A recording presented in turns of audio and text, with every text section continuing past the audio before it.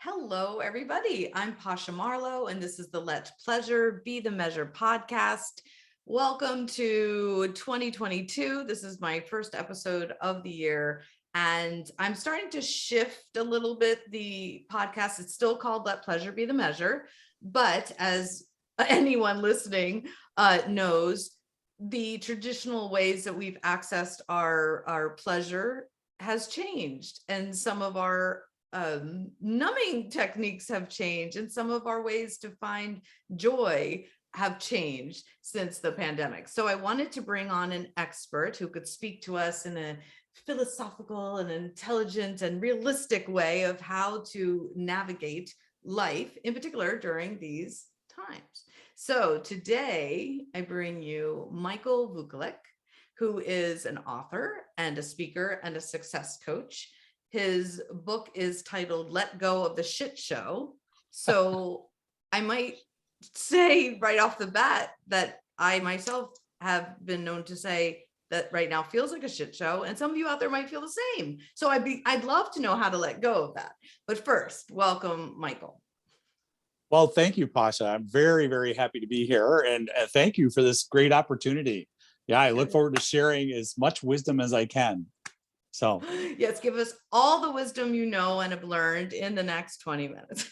well, we'll get a little piece, I hope, a good slice of it. So yeah, the reason why I called this Let Pleasure Be the Measure is because, and I think we agree on this, we have to find out what lights us up, and then we need to do more of that. Right. Follow your joy always. Absolutely. And yes. Had you asked me 2.5 or 3 years ago what my joy was, I would say socializing, traveling, going to the theater, going to the gym or yoga studios, and all those things are no longer in my world safe or accessible. And so my initial question is probably the elephant in the room, but how do you find and follow your joy when the things you think bring you joy are not at the moment available? Well, I do believe we always have our joy available. We may have to shift the way we step into it. That's all. Okay. I mean, if you are very accustomed to working with people in person, such as myself, I mean, we have to shift and work more online, still do the same type of exercise, connecting, but in a different way. That's how I see it. If society is kind of mandating a shift, it's always best to go with the flow. Yes. Always. And it's really important that we find joy even in the new flow. So yes. I would just shift. I would shift to a new way of doing things. But then there's still quite a bit that I can get out and do in person. Maybe not quite as much as I did a couple of years ago, but that is still my number one. I love to work in person with people, but I do a lot of work online now. So everything shifted a little bit, but I think the big piece is to be able to step into your life without fear. It's the fear that will hinder us from living fully and fulfilled. So, and the fear all comes from a lot of the suggestions that society is making to us at this point about disease, about the different things that are going on. If you really understand yourself and how you can create your world, how you can really step into your world in a beautiful way without the fear, that helps a lot too. So yes, and I do think that there is, on top of uncertainty and collective grief of the things that we have lost as a society currently, there is a fear, and I have to say that I do feel it, and my listeners know this, but my son is very ill, has been for a few years. So there's an extra level for me of fear of getting sick, or fear of being making things worse for him. So I'll just say it in that. So as part of my journey in doing this podcast was to try to let go of the fear and focus more on the pleasure, sometimes scrappy pleasure, I call it, within the heartache or the grief or the pains. Kind of the Buddhist theory of, there's suffering. It just depends on how much we choose to, there is pain rather, but there doesn't have to be suffering. And I know you've worked with a lot of philosophers and healers, ancient healers from around the world. And, and you bring in hypnotherapy and EFT, and I'm sure more than that into your practice. How did that transform your personal philosophy working with these masters? Well, it all started back when I started with hypnotherapy. I was going through, well, all right, let's start a little bit further back. There's a catalyst moment coming. Yes, no kidding. Okay, so I worked for corporate for quite a while. Okay. And I realized that things just kept showing up in my life that didn't feel very well, that didn't feel very good. Okay. A lot of situations and opportunities and things were thwarted. And I got very curious and wanted to know why. So the first piece of wisdom that I stepped into was hypnotherapy. It was learning about my mind, how the mind is reacting and creating our lives. Okay. And as you could call it praying, as I focused, as I intended on having more teachers came, and I learned beautiful wisdom. And I would say that what I learned most was that we have to really understand our own mind. Yes. We have to become stronger than our old paradigm, our old way of seeing ourselves, our way of believing and thinking, okay, which creates feelings, emotions, okay? A state of mind is actually what's creating our life. It is a thought attached to a belief, which is attached to a feeling. So this is all created from the mind, and I call it a state of mind. And these states of mind are what's actually creating our life. So the original question you asked was, I believe, all the different trainers I have actually gave me more introspection, and I understood my own mind and have become so aware of my own mind and how I used to hurt myself. Okay. There were several different ways that I used to hurt myself just through my own repetitive thinking. It was unconscious. I wasn't even aware of it. But once I became very aware of it, I also became very aware of the questions I would ask myself, how that would even hurt me, my old stories, my emotional states. All of this was tied together with my mind. So understanding your own mind, becoming so aware and staying focused on what it is you really want to achieve or what it is you want out of your life, in a place where you lose the reaction, the sadness, the emotions that come with the old way of thinking, really has healed my life and changed everything. So it was a perfect journey of learning. It really was. And I'm sure you've heard this before. I feel that on an intellectual level, but I have trouble in the practice of it. So I could see how useful it would be to work with other healers and leaders and people who can guide us for when we forget, because I could see it in other people and offer enlightenment, suggestions and solutions. But when I'm in my own limiting beliefs and dramas and traumas and everything else, I forget my skills. Does that make sense? Well, absolutely. It's hard for us to see our own uh, issues, if you will, or Right. challenges, or Right. our own belief system. Hmm. They've become so ingrained in us. Hmm. The neural pathways in the mind, once they start connecting to all these different events, we keep repeating them, and they're just unconscious. They Right. just come up again and again. So it's very important to work with someone. As you said, you can see it in others, they can't see it in themselves. So it's Yes. very important to work with someone who can help you point out where your stumbling blocks are, where your issues are, and heal that. Yes. Yes. Absolutely. And yeah, that's how I learned. That's how And everyone learns. Yes. I can see how hypnotherapy would be a good start to that. Oh, absolutely. Mhm. Hypnotherapy is a great tool. It really is. You're working with the unconscious mind. Right. So, and I even teach quite a bit of self-hypnosis. So through the programs that I have, there is a self-hypnosis piece, because all hypnosis is self-hypnosis. Hmm. Okay. Once you learn to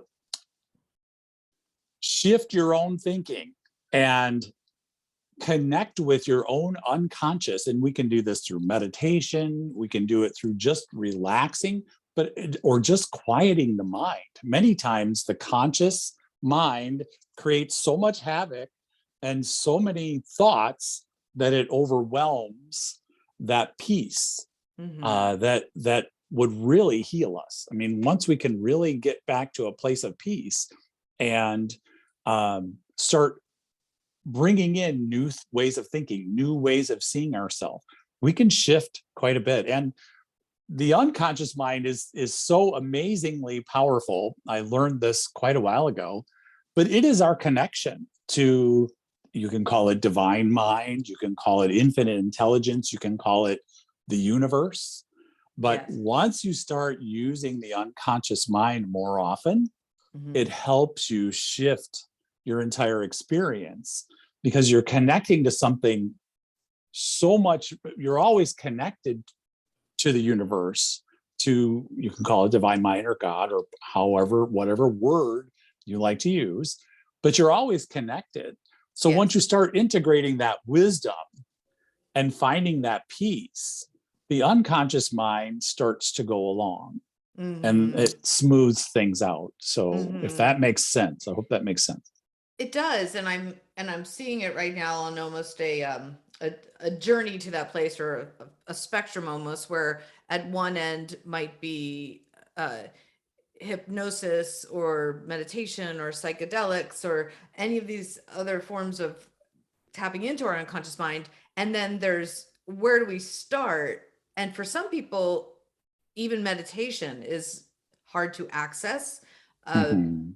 because the stillness is challenging and painful, and then as soon as it becomes painful, we walk away. And so one of the things I usually recommend my clients do is to get outside, and even if it's just to look at the sky, but maybe Uh-huh. even to walk, uh, to take ourselves out of our current environment that holds a lot of limiting beliefs and fears.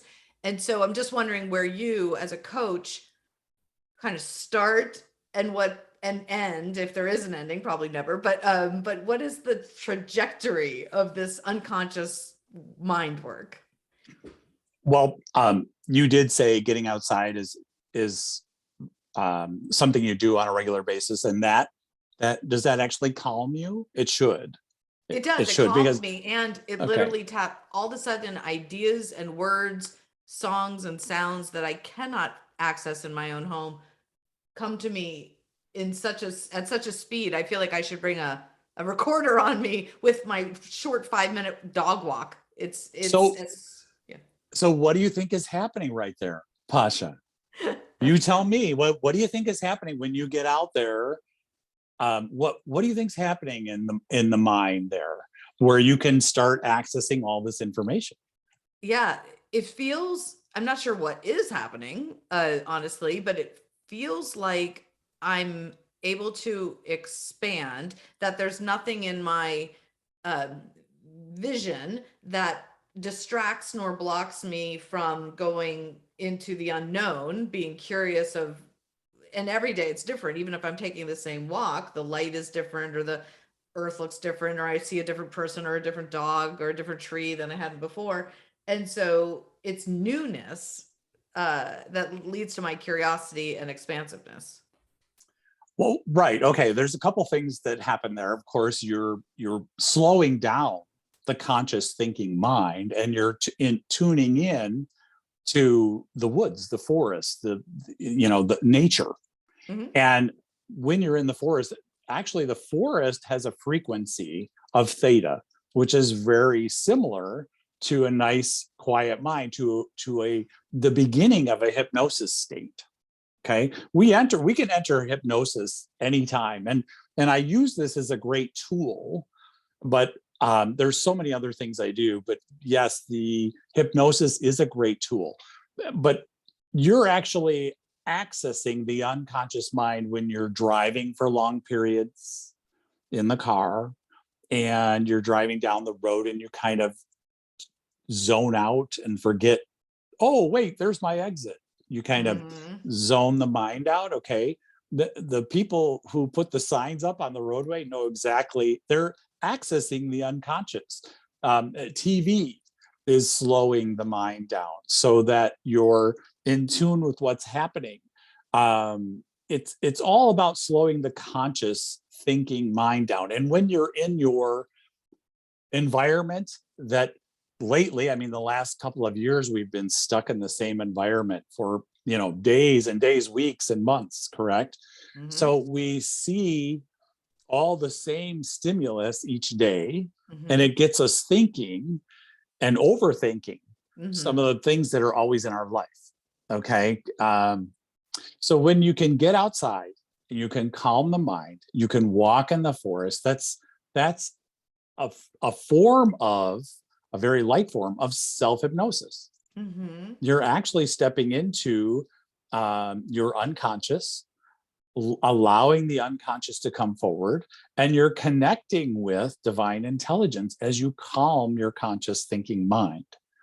So my conscious mind is calming, even though I feel like I'm swelled with new ideas and inspirations. That's my unconscious speaking to me.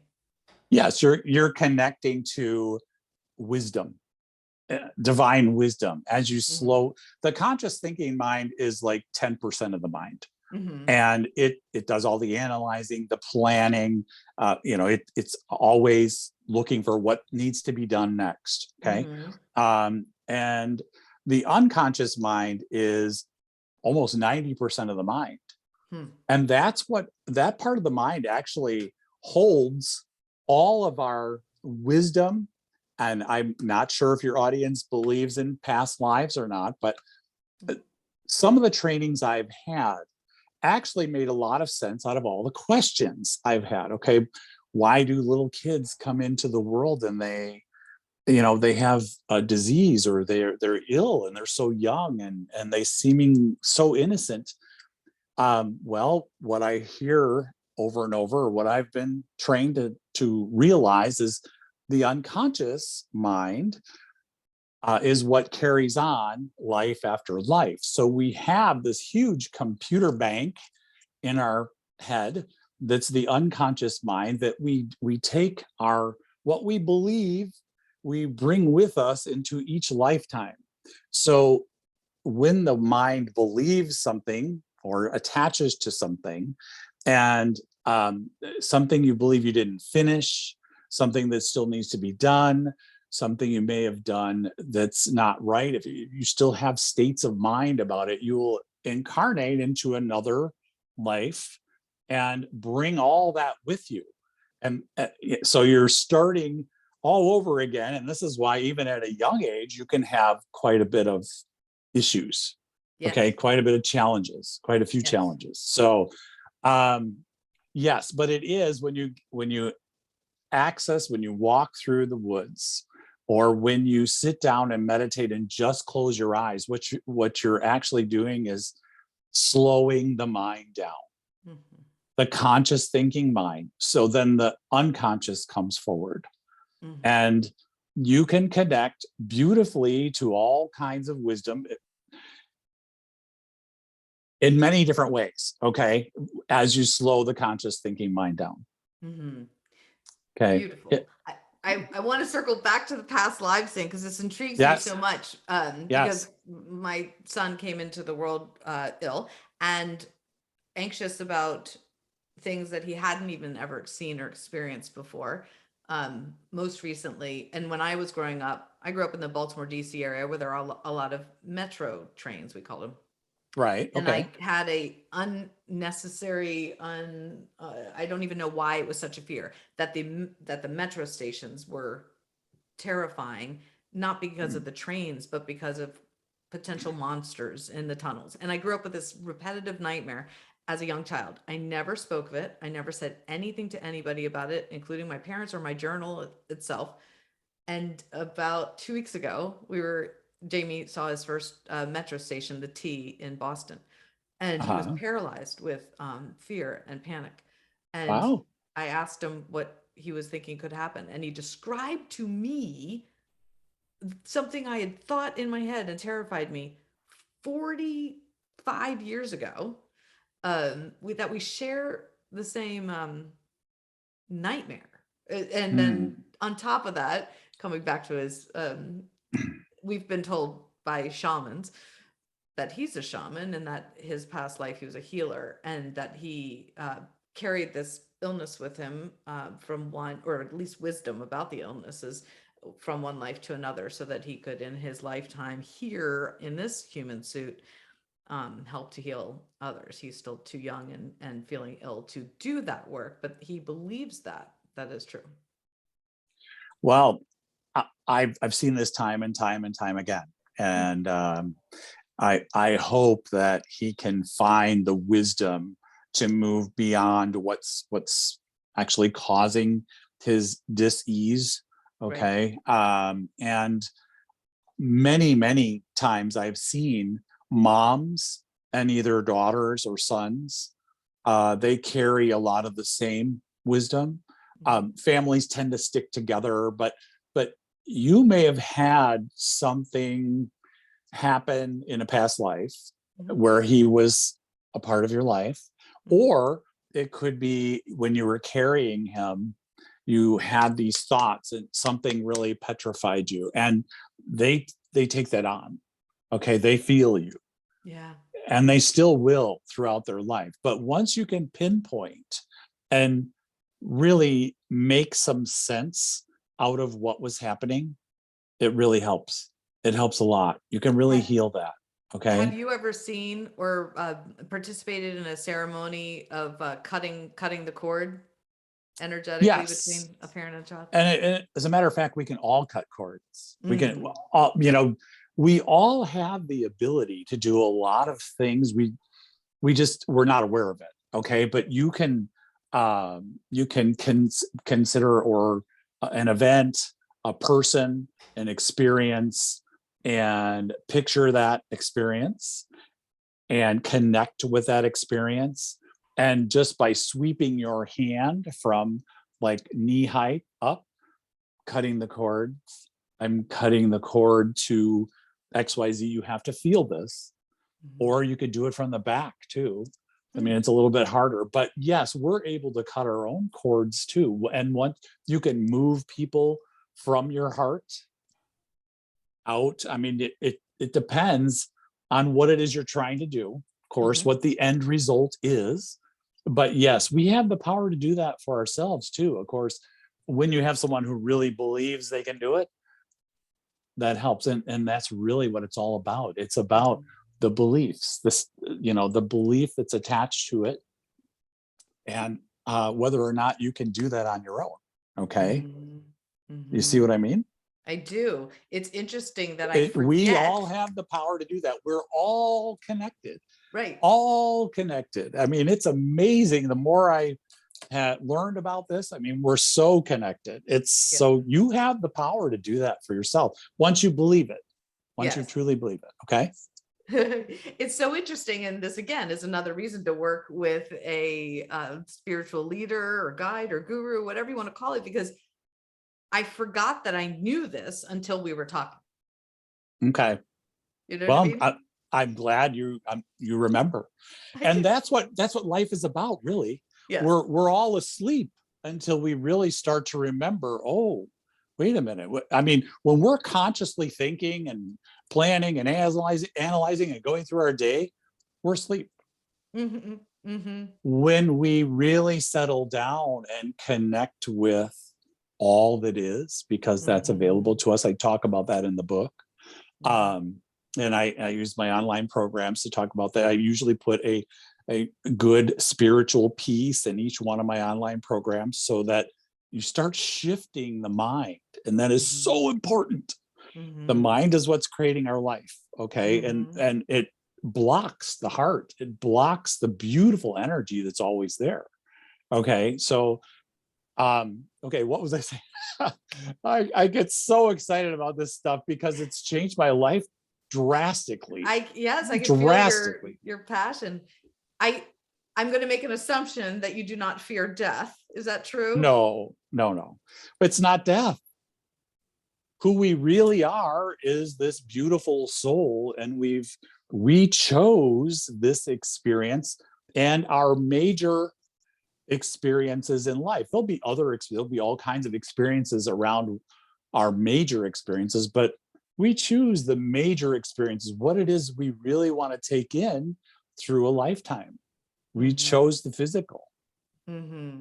So we're just going back to where we came, and depending on how clear your mind is whether you come back again or not. Yes. See, when you really understand,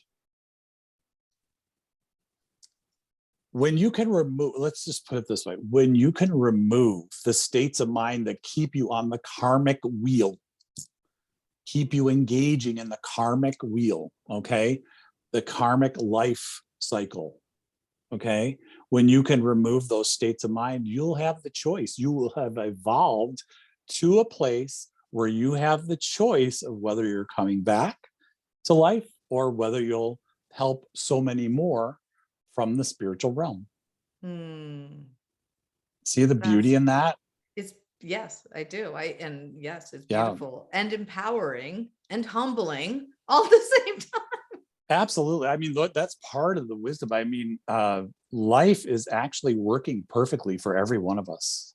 I mean, we are taking in or experiencing exactly what we really wanted to experience.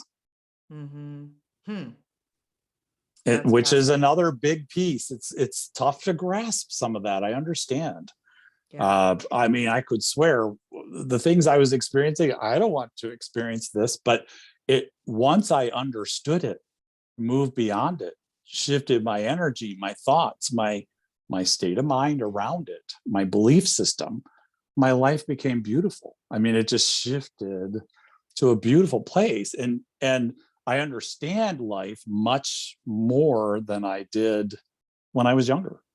Yes. And so no, there's no fear of dying, or I don't have fear about what might happen today. I don't fear the pandemic.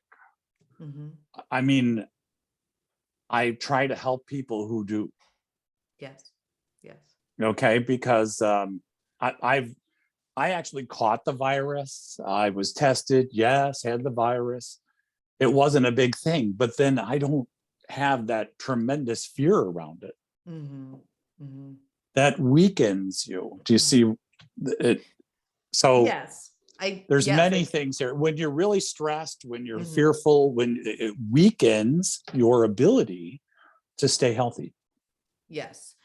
Okay. I definitely believe that stress and past traumas and limiting beliefs add to the pain and the suffering and decrease the immune system, and make it that much harder to heal or to survive whatever comes our way. It's hard for me still to wrap my head around, if I don't fear it, it won't happen. but that takes probably a different level of trust in the universe that I might not have evolved into Right. yet. So Well, there are three universal fears, and let's see what were they, that all of us have to deal with. And one is trusting in your divine power, your ability to live the way you wish. Okay. There's three of them. Boy, and why am they skipping my mind here? you must have just said the most important one. So Yeah, trusting is really important. Not feeling good enough is another big one for people. right. And there's one more. I'll see if it comes to me. Okay. But yeah, there's three major fears that most people are always grappling with. I mean, I always talk about the fear of with my clients, fear of abandonment or rejection. oh yes, there it is. That's it. That's the yeah, third one. just in case. That is the third one. When you feel abandoned, when you feel alone, Yes. Alienated, that is the third fear. I mean, you feel distant from everyone. Yes. So, and while unloved, loneliness, what's that? Unloved. Yes. Yes. Yes. Yes.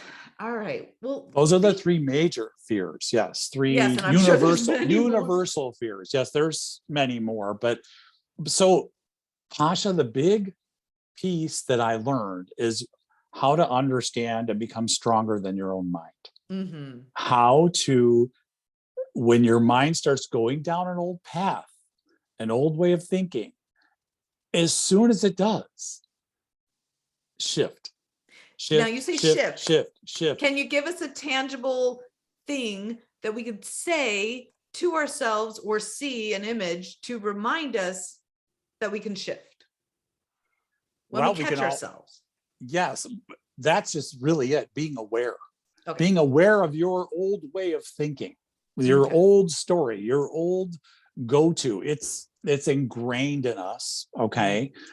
Because we've had probably many different events in our life, and the neural pathways in the mind are all connected to all these different experiences that have us think a certain way.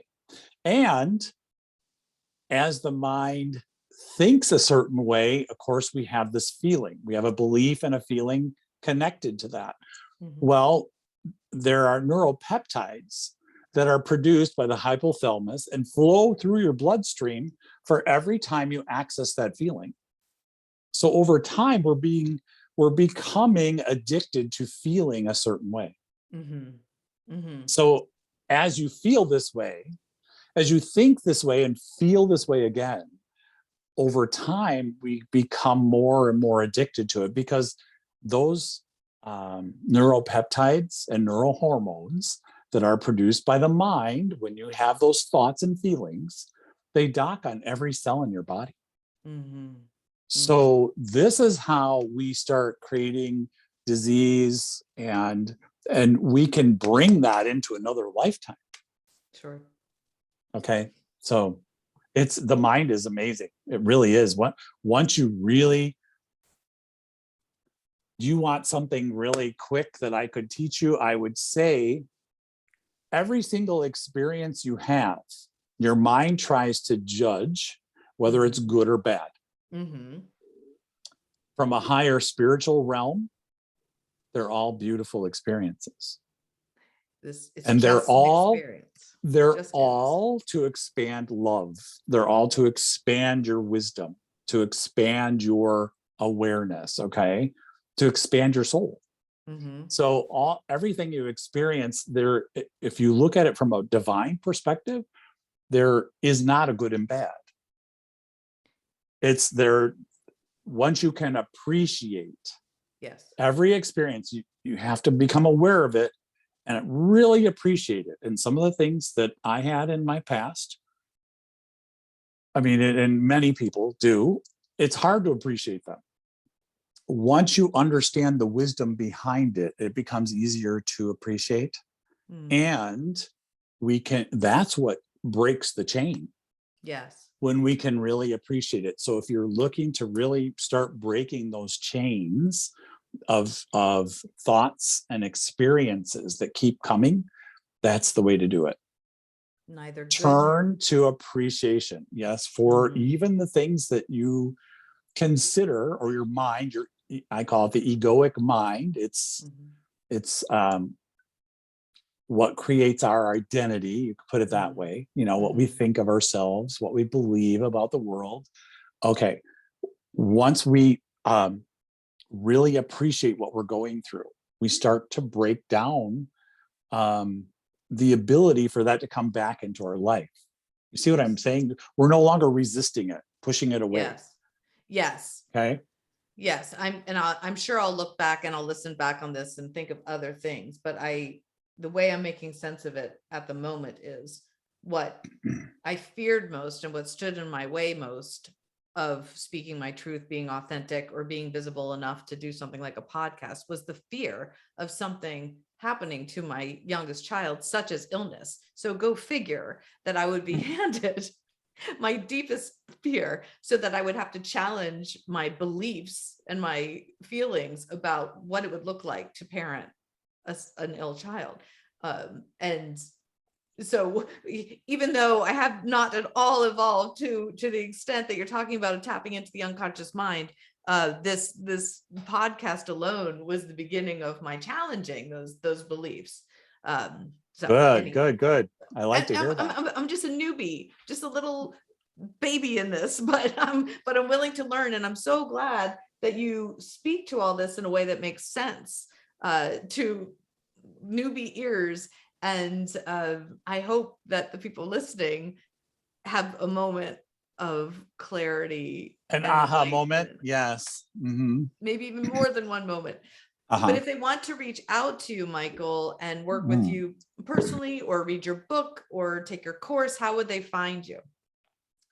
Well, of course, I have a website. It's outrageoussuccess.com, or you can just go to my name, michaelvukelic.com. And then, so that'll take you to the website, and there's a coaching page there that explains, I get into self-love. I really work with the mind. That's where we start. I create heart-centered intentions, which I want you to be passionate about your life. I want you to love your life and do things that really light you up. That's why we're here. Okay. And so letting go of the things that stop us are really important. So yes, I have a website. You could go there. There's also on the website, there's an offer for the book. This is the book right here.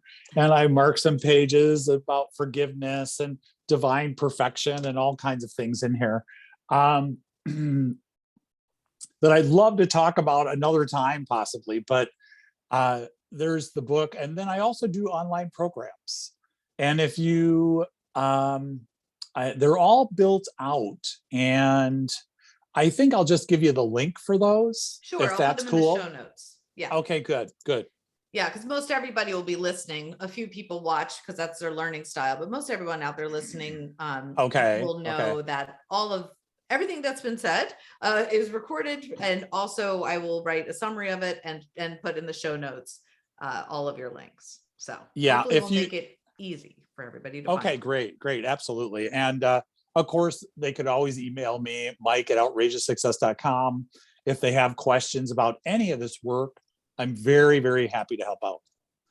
Wonderful. So, well, thank you. I feel like I've just experienced my own little mini coaching session. I appreciate your being here and willing to share your wisdom and opening your heart to me and all the listeners, and sharing your time with us today. Well, thank you so much, Pasha. I really appreciate the opportunity, and I know there's a lot in here. There's a lot of different things that I have taken in over 15 years, and but it's incredibly life-changing, and I hope that everyone received some type of aha moment, some beautiful wisdom from our little talk. So thank you so much. Yes, you're so welcome. I have no doubt that there were many aha moments. Good. You heard this episode and you had an aha moment, or you just know somebody who would benefit hearing it, please share this episode. Of course, I would love it if you did all the stuff, the rating and the reviewing and the subscribing, but mostly we want you to share it. And feel free to reach out to me, of course, anytime. My email's easy to remember, pasha@pashamarlow.com. and all over social media. I'm pretty sure I'm the only Pasha Marlowe in the world, because nobody ever challenges me saying my name on Instagram or Facebook or TikTok or anything. It's just Pasha Marlowe. So easy to find me. So thank you, Michael. And I look forward to talking to all of you listeners soon. Thank you. Thank you, Pasha. Thank you. Yeah.